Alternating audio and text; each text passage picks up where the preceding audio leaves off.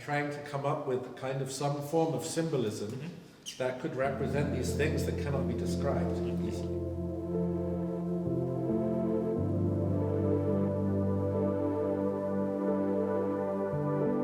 And that took place at the Perugia Museum, which is a historic museum of ancient art.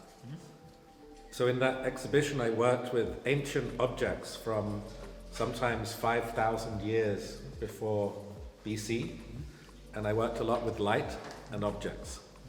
And an important part of it involved researching into new communication forms and new systems that were developed in Germany in the 1920s. And one thing I was really interested in is a system of symbols, of like picture symbols, that are called isotypes. Working with these ancient objects and light made me think, okay, what is a contemporary form of abstraction? What could be today the source or the basis of a kind of abstract art? So I was thinking, what is the archetypal abstract form today in production, for producing, in the production of advanced technology? What is the kind of abstract form that is common in all of these areas? And the thing I found is it's this material, which is called in English T-slot. This is used for the construction of research. This is the contemporary material you will find in every one of these places.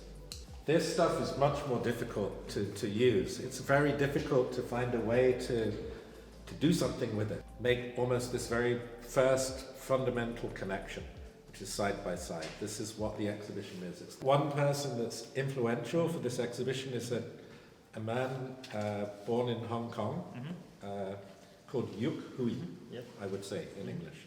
And he's really important because he's written some books in the last years on the philosophy of technology.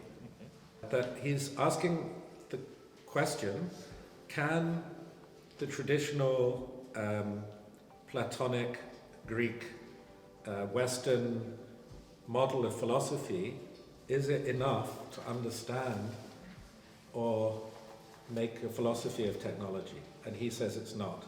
It's not. It doesn't work anymore.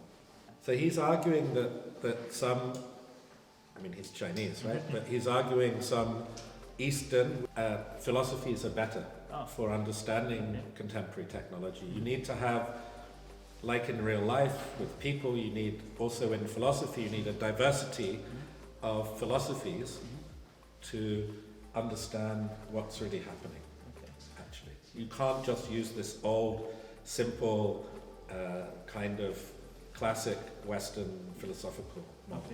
How can I make abstract art? How can I find new languages? So I always like to play with like the direction of history. Which direction is history pointing? If this guy, this German guy, he went from like painting to symbols for production, I decided I would sort of do it. I do it the other way around. I take the idea and bring it into kind of a form of art, right? A recognizable. It looks like art. And these works are very important for me because they're produced here.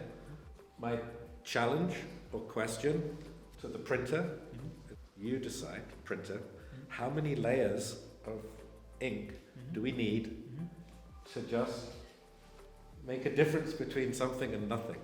When they silk screen, they normally do it once. Right.